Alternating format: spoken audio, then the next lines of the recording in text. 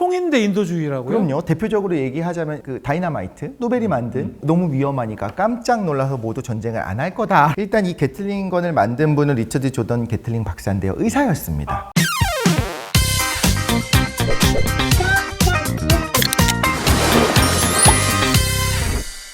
저는 영상들을 사실 유튜브를 통해서 많이 보거든요. 근데 요즘 유튜브를 보면은 거의 과학 콘텐츠들이 너무 많이 뜨더라고요. 왜 이렇게 인기가 많을까요? 왜 이렇게 과학 인기가 많아요? 그러게요. 이전에 왜 인기가 없었을까요? 아, 많은 분들이 이제 교양으로서 과학을 좋아하시기 시작한 것 같아요. 그 이유 중에 하나는 여전히 세상을 움직이는 철학, 인문학이 있지만 과학적인 구조를 알아야 좀 더 깊이 이해할 수 있게 좀 하나로 융합되고 있잖아요. 네. 그래서 그런 것 같습니다. 또 재미를 느끼는 것 같아요. 예전에 맞아요. 과학을 공부를 너무 못했거든요. 저는 맞아. 너무 하기 어려웠는데. 싫었는데 지금은 좋아하고 흥미를 느끼는데, 자, 오늘 또 주제가 과학 관련된 얘기인데, 아까 뭐 재미있는 신간을 보고 주제를 정하셨다고 독실님 말씀하셨는데요. 어떤 내용입니까? 네, 그 국회 도서관을 찾아보다가 매주 금주의 신간을 소개하는 코너가 네. 있어요. 과학이 바꾼 전쟁의 역사라고 하는 책이 올라와서 많은 분들이 또 과학 덕후들이 또 밀덕인 경우가 많습니다. 둘 다 좋아합니다. 과학이 바꾼 전쟁의 역사, 과학, 전쟁 역사 이 세 가지가 다 들어가 있네요. 전쟁에서 나타난 과학. 우리가 알만한 또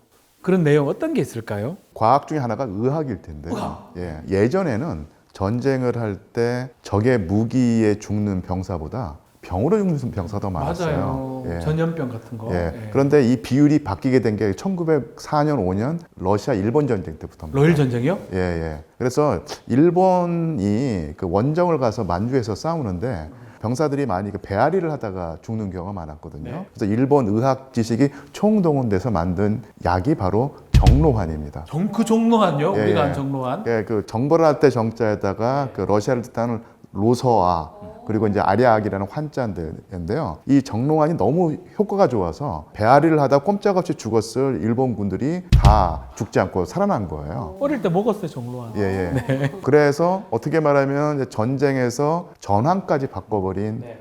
의학 지식의 결정판이 바로 정로환입니다. 예. 사람 막 죽어나니까 빨리 그 전투력을 보존하기 위해서 살려야 되니까 과학, 의학이 발달했던 거네요. 근데 세 분께서는 전쟁으로 인한 과학이 발전된 좋은 사례들을 말씀을 네. 해주셨지만 저는 사실 총이나 무기 무기. 이런 것들이 생기기 시작하면서 네. 전쟁의 규모가 너무 커졌다. 그렇죠. 그리고 핵까지 지금 이제 핵. 등장했잖아요. 네. 너무 무서워졌다라는 생각이 들거든요. 이것도 엄청난 과학이 필요한 거 맞습니다. 아닌가요? 과학이 전쟁을 바꾸기도 했고 네. 전쟁이 과학을 좀 견인한 것도 있는데 그렇죠. 근데 아이러니한 거는 지금 말씀하신 그런 살상 무기들이 대부분 나올 때는 좀 인도주의적인 차원에서 나와요. 총인데 인도주의라고요? 그럼요. 대표적으로 얘기하자면 그 다이너마이트, 노벨이 만든 그것도 폭발력이 너무 세고 너무 위험하니까 깜짝 놀라서 모두 전쟁을 안 할 거다라고 생각해서 시작을 한 더 많이 알게 거죠. 됐어요. 그 터뜨리면서. 총기라고 하는 거는 총기가 없었을 때도 전쟁이 있었거든요. 네. 생각해 보세요. 얼마나 무서워. 내 눈앞에 있는 사람을 칼로 이거 정말 아무나 잘 들지도 않아. 그러니까요. 말도 들지도 않아. 썰어야 되고 막. 때려요. 그러니까요. 무기가 발전하는 게 인도주의, 그러니까 사람을 위해서 이런 게 그나마 가능한 더 거죠. 날카로운 빨리 배. 그 실제로 이제 그런 무기들의 발전은 그런 영향이 크잖아요. 맞습니다. 그래서 책에 나온 내용을 하나만 간단하게 네. 먼저 소개를 해드리자면 게틀링건이 나오게 됩니다. 어허. 게틀링건은 누가 봐도 너무 무서운 무기잖아요. 이게 전쟁의 양상을 바꿨다고 할 수 있는데 일단 이 게틀링건을 만든 분은 리처드 조던 게틀링 박사인데요. 의사였습니다. 게틀링이라는 사람이 의사입니까? 맞습니다. 아니, 의사가. 이분이 정말 좋은 일만 많이 하다가 네. 1861년에 이분의 인생을 바꾸는 아주 중요한 사건이 하나가 일어납니다. 네. 뭘까요? 뭘까요? 뭐 전쟁 같은 거 아닐까요? 전투? 미국의 남북전쟁이 벌어진 거고 그 무렵에 안부 전쟁이죠. 예. 이때 의사 입장에서 봤을 때 어떤 생각을 했냐면 전열보병이 그때 있었던 거예요. 그러니까 양쪽에서 쭉 서갖고 쏘는 상황이 된 거예요. 다 줄을 딱 서갖고 맞을 때까지 가까이 오는 거죠. 서로 얼굴이 보일 정도 가까이 갑니다. 예. 그 다음에 이제 한 번 타당 쏘고 저쪽에서 한 번 타당 쏘고 어머. 그런 식으로 쏠 수밖에 없는 상황이었어요. 피하지도 않아요. 그냥. 근데 이유는 다 있어요. 왜 그렇죠? 그때 장전을 앞에서 해야 되는데 후장식이 하는 거 전장식이니까 앞으로 해야 되는데 누워서는 장전을 할 수가 없어요. 서서 해야 되고 강선도 없으니까 내가 한 발 쏴서는 어디 맞을지도 모릅니다. 알 수 의미가 없어요. 예. 결정적인 건데 이때는 국가 총력전이 아니에요. 그러니까 이 군인들이 프로가 아니에요. 네. 근데 저 총을 쏘려면 무조건 서서 해야 되는데 그럼 나는 죽을 가능성이 너무나 높거든요. 도망가고 싶죠. 도망가고 싶죠. 못 도망가게 하는 거예요. 못 도망가게 하는 방법이 딱 줄을 세워놓는 겁니다. 세워놓고 뒤에 독전대 두고 그쵸. 도망가면 쏴 죽이고 앞에 가는 겁니다. 이런 무서운 상황이 벌어지는 걸 보고 가슴이 아픈 거예요. 그래서 아니 우리 젊은이들이 저렇게 많이 전쟁에 세울 필요가 뭐 있을까? 한 명이 여러 명의 몫을 하는 총을 만든다면 어머나. 100명을 투입하지 말고 10명만, 5명만 투입하면 되잖아라고 하는 생각을 했는데 듣자마자 우리는 조금 시작은 아주 인도적이었네요. 맞습니다. 이것이 전쟁의 양상을 바꾼 걸 말씀을 드리자면 네. 게틀링 건을 포함해서 뭐 맥신 기관총이나 이런 식의 기관총이 나오기 시작하니까 서 있으면 다 죽는 거예요. 그래서 어떻게 하냐면 땅을 파고 우리가 알고 있는 1차 대전의 그 유명한 참호전이 벌어지는 것이 위에 기관총이 있는 상황에서 나갈 수가 없거든요. 그리고 요 참호전을 그럼 파괴해야 되잖아요. 이쪽도 기관총이 있고 저쪽도 기관총이 있으면 서로 갈 수가 없습니다. 다다다다닥 쏘니까. 그래서 요걸 해결은 안타깝게도 과하게 해야 되는 거예요. 또 과하게 합니까? 그래서 책에서 나오는 내용이지만 독가스를 만든 것도 염소가스. 사실, 네, 염소가스가 처음에 만들어지게 된 것도 과학 기술로 이걸 해결하고 범위 공격을 하고 싶었던 네. 거고 또 하나는 이제 탱크가 나오기 시작한 것도 전차. 예. 그렇죠. 결국엔 전차를 통해서 기관총을 이기고 그냥 밀고 가고 싶었던 거죠. 이렇게 좀더 전쟁 양상이 세져요. 바뀐 거고 전쟁 상황에서 인명을 살려야 되고 엄청난 예산이 투입되니까 발전하기도 좋은 상황인 거예요. 시작은 어떤지 몰라도 인간의 이기심이나 이런 것 때문에 더 나쁘게 전개되는 것 같습니다. 근데 이 부분은 조금 고민해 볼 반대, 필요가 반대 있어요. 왜냐하면 예. 그 생존율은 늘어나요. 사망률은 점점 줄어듭니다. 그리고 뒤에 이제 결론은 나오겠지만 이제 원자폭탄 얘기를 할 거예요.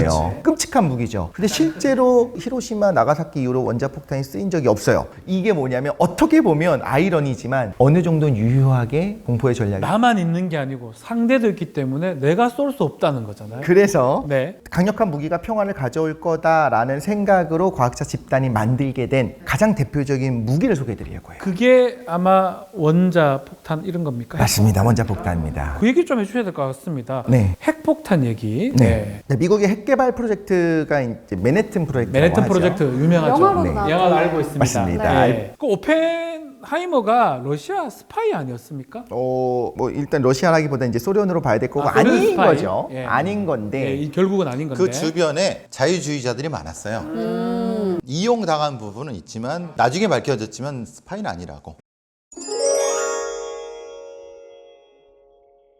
일단 맨해튼 프로젝트는 워낙 유명해서 혹시 몇 년 동안 진행됐었던 대략 프로젝트인지 한 4, 5년? 3년? 2년? 2년밖에 안 됩니다. 굉장히 짧죠. 짧은 시간입니다. 물론 그 이전의 프로젝트들이 있었어요. 영국에서 이미 개발되고 있었던 것들이 있었고 그걸 통째로 받아가지고 미국에서 개발을 시작을 한 거예요. 공식적인 기간이 굉장히 짧았다고 볼 수 있고요. 그 오펜하이머라고 하는 과학자가 이 프로젝트의 총괄 지휘하는 과학자였습니다. 네. 처음 시작은 이미 1900년대 초반부터 질량이 줄어들게 되면 에너지가 나오게 된다라고 증폭해서 하는 것들. 터져버려. 증폭도 아니고 그냥 만약에 질량 결손이 있으면 나온다는 거. E는 MC 제곱이 그걸 얘기하는 건데 근데 그 에너지원이 뭔지 모르겠는 거예요. 이상하게 이 돌에서 뭔가가 나오는 건 확실한데 뭔지 모르겠어. 근데 그때 저울로 재본다고 무게가 줄어들진 않거든요. 그러다가 이것이 이론적인 토대가 만들어지게 되는 거는 1930년대가 넘어가면서 독일과 뭐 영국, 미국 여기서 이제 발전이 시작되는 건데 독일 하면 이때 딱 뭐가 있냐면 1차 대전 끝나고 힘든 시기에 나치가 득세하던 시절입니다. 히틀러가. 네. 그럼 이때 뭘 할까요? 독일 입장에서는 군비 증강하려고 막 했잖아요. 그렇죠. 사실 독일에서의 원자폭탄을 만드는 프로젝트에 있었거든요. 그걸 지휘하던 과학자들도 사실 어떻게 보면 전부 다 같은 당연히 과학자들의 국경이 없으니까 친구였었는데 이렇게 전쟁의 소요돌이 빠지면서 각자를 위해서 이제 만들기 시작하는 근데 거죠. 독일이 왜 원자 폭탄 같은 거 못 만든 겁니까? 다 알면서. 여러 가지 설이 있습니다. 우리가 알고 있는 그 하이젠베르크 그 유명한 네. 그가 주장하기로는 끝까지 내가 사보타주한 거다. 내가 사실은 만들 수 있었으나 과학자들이 그렇죠. 과학자들이 아주 윤리적이네요. 어쩌면. 변명일 가능성이 높죠. 저는 그렇게 생각을 하는데 이거는 좀 어려워요. 사실 하이젠베르크는 끝까지 이제 내가 이거의 위험성을 알아서 막았다라고 해요. 근데 진짜일 수도 있고 능력의 부족이었을 수도 있습니다. 가장 대표적인 거 하나 말씀을 드리자면 여기 일단 돈이 많이 들어가야 되는데 독일이 과연 그거를 할 수 있는 능력이 있었을까 첫 번째. 두 번째는 전폭적인 지지가 있어야 돼요. 미국이니까 가능했고 영국도 못했던 거예요. 그래서 가능했던 것도 있을 거고 또 하나가 좀 흥미로운 게 있는데 계산을 하나 잘못했어요. 돈 계산을요?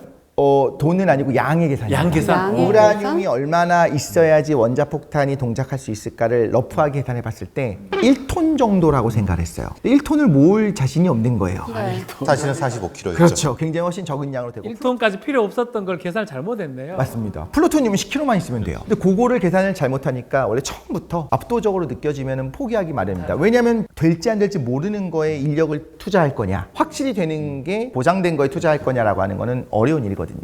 독일의 그 주안점은요, 사실은 원자폭탄 개발보다 원자력으로 움직이는 잠수함 개발에 가 있었기 때문에 핵잠수함이네요. 예, 상대적으로 원자폭탄 개발에 관한 관심이 떨어졌다는 주장도 있습니다. 오, 핵잠수함 지금은 있잖아요. 핵잠수함에 너무 의미가 있는 게 세계에서 우리 인류가 한 게 뭐냐면 폭탄 개발이었잖아요.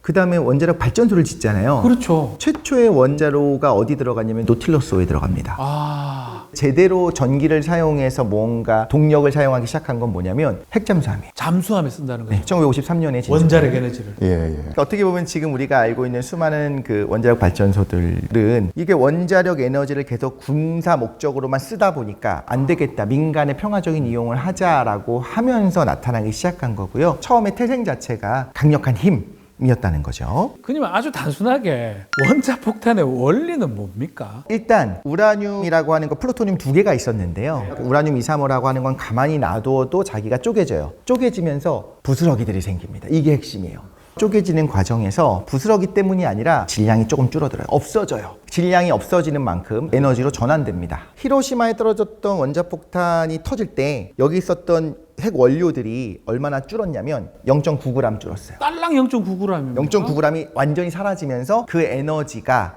결국 열로 나오는 거죠. 1g도 안 되는데 그게 그렇게 큰 열이나 폭발로 이어지는 겁니까? 그걸 이미 알고 있었기 때문에 이제 목숨을 걸고 사활을 걸고 개발 시작한 건데 이걸 하려면 어떻게 하면 굉장히 단순합니다. 그냥 많은 양을 만들면 돼요. 많은 양을 작게, 그래서 모으면 돼요. 단단하게.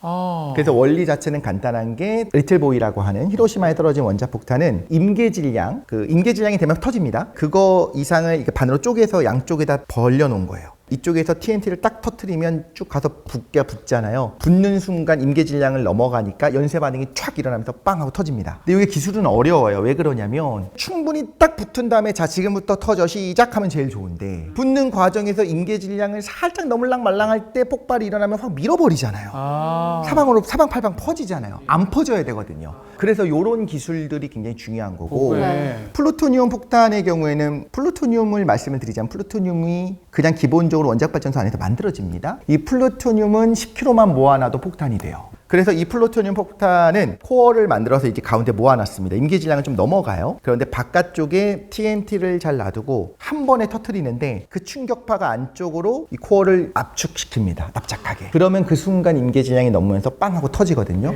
이것도 마찬가지로 계산을 잘 못하면 터지긴 터지는데 너무 적은 에너지 0.0001g만 사라지면서 피식할 수도 있는 거고 아주 그냥 정밀하게 그게 해서. 기술이네요. 예. 그런데 그걸 그 당시 컴퓨터도 제대로 없었어요. 손으로 그렸어. 손으로 다 계산해서. 손으로 다 계산해가지고. 그런 과학자들이 있었어요. 아니 근데 듣기만 해도 이렇게 어려운데 얼마 만에 해낸 걸까요? 2년이죠. 딱 2년 걸렸어요? 네, 2년 만에 해낸 수학 계산하고 별의별 걸 다 해가지고. 맞습니다. 제대로 이제 프로젝트가 가동되기 시작했을 때 그래서 미국 전역에서 만들어질 수밖에 없어요. 우라늄 캐는 곳 따로 있어야겠죠. 그리고 원자로를 통해서 플루토늄 정렬하는 패치한 거. 거기 하는 곳 따로 있어야겠죠. 뭐 이거 만드는 서양 공장도 만드는 거 따로 따로. 있죠. 다 따로 하는 거고 이거 총괄 책임을 진 것이 오펜하이머였던 겁니다. 지금 계속 얘기 들어보면 과학이 전쟁에서 양상을 바꿔왔는데 강력한 무기가 평화를 가지고 올 수 있다. 이렇게 어떻게 보시는지 교수님부터 한번. 사실은 저는 그 20세기 현대사를 학생들에게 강의하면서 엄청나게 많은 사건들이 있었지만 가장 흥미로운 것이 원자폭탄 개발과 이것을 과연 어떻게 사용하는가를 놓고 정치가들, 군인들, 과학자들이 엄청난 고민을 하거든요. 미국이 원자폭탄을 개발했는데 공무원들이나 정치인이 제일 싫어하는 게 엄청난 예산을 들였는데 결과를 나오지 않는 거. 이거는 그러니까요. 정말 받아들일 수 없는 거거든요. 그런데 이런 주장도 있습니다. 미국이 독일에게 원자폭탄을 쓰지 않고 일본에게 원자폭탄을 쓴 것은 명백한 인종차별이다. 아, 그러니까 원래는 독일을 목표로 했는데 독일이 항복한 이상 빨리 그냥, 패망했죠. 예, 네. 사장했어야 되는데 굳이 일본에게 썼던 것은 황인종에 대한 인종차별이다. 이런 측면이 있고 또 하나 여기서 파생되는 문제는 뭐냐면 일본에게 원자폭탄을 사용해서 가해자에서 피해자를 만들었다는 측면이 있는 거죠. 그 일본이 반성하지 않는 이유가 원자폭탄의 피해를 입은 그러네. 피해자라는 생각을 하기 때문에 아직까지 반성이 반성도 이루어지지 않는다는 덜하고. 것이죠. 예. 숫돌이 더 많은 사람을 죽였을까? 원자폭탄이 더 많은 사람을 죽였을까? 숫돌이 더 많이 죽였겠죠. 왜냐하면 아하. 그걸 갈지 않았으면 제 앞에서 무릎 꿇리는 정도도 했지만 바로 뵐 죽이니까. 수 있으니까. 꼭 숫돌 얘기를 하는 것은 뭐냐면 그걸 어떻게 이용하느냐. 인간이 어떤 기술을 이용하느냐에 대한 건 인간의 선택이고 그 선택에 얼마나 인간적인가는 그들 스스로 판단해야 되지만 사실은 전쟁이라고 하는 상태라든가 집단 심리, 군중 심리는 그거를 마비시켜 버리거든요. 그러니까 오히려 그런 합리성보다는 완전히 불합리성이 지배하는 괴물이 먼저 나가니까 그 괴물을 우리가 얼마나 가둬둘 수 있냐. 이게 사실은 좀 큰 문제라고 생각합니다. 마지막에 강력한 무기가 평화를 가져올 수 있냐. 우리 독실님께서 정리해 주셔야 될 것 같아요. 네, 아니 뭐 찬성하는 건 아닙니다. 세계적인 입장에서 봤을 때 이미 끝난 전쟁에서 핵을 쏘면서 사실 무력 시위한 거죠. 소련에게 보여준 거죠.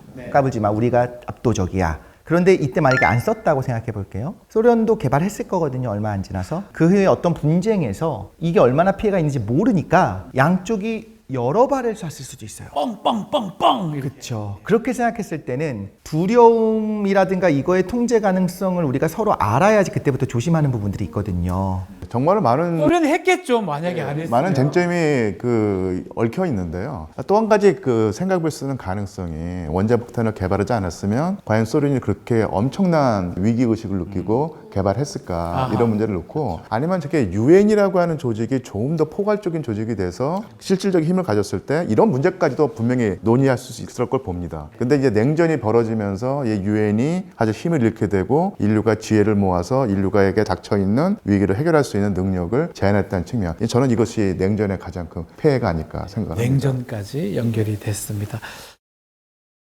자, 우리 독실님이 가져온 주제가 금주의 신간에서 저희 국회 도서관 과학이 바꾼 전쟁의 역사 이 책을 보셨다고 했잖아요. 네, 맞습니다. 국회도서관 홈페이지에 들어가셔서 메뉴 책 이야기의 탭을 클릭하시고 그 탭을 눌러보시면 다양한 콘텐츠가 나오니까요. 참고해보시면 좋을 것 같습니다. 강추하겠습니다. 자, 오늘도 이 금주의 신간 이 서비스를 좀 이용하셔가지고 좋은 책들을 알아가시면 좋을 것 같고요. 자, 오늘 마치 다시 학창시절로 돌아간 그런 느낌이었어요. 맞습니다. 지금 뭐 과학, 사회, 역사 여러 가지 얘기를 했는데 네. 무거운 주제라서 좀 어려울 것 같기도 했는데 또 얘기를 들어보니까 시간 네. 가는 줄 모르고 아주 빠져들었던 것 같습니다. 맞습니다. 오늘 세 분은 어떠셨는지 그리고 앞으로 향후 계획은 어떤 계획들을 가지고 계신지 한 분씩 여쭤볼까요? 예, 저는 이제 솔직한 고백을 하건데 제가 학자로서 요즘 책 읽는 시간보다 유튜브나 인터넷 보는 시간이 늘어났는데 조금은 더 유튜브나 인터넷 보는 시간을 줄이고 종이책을 보는 시간을 많이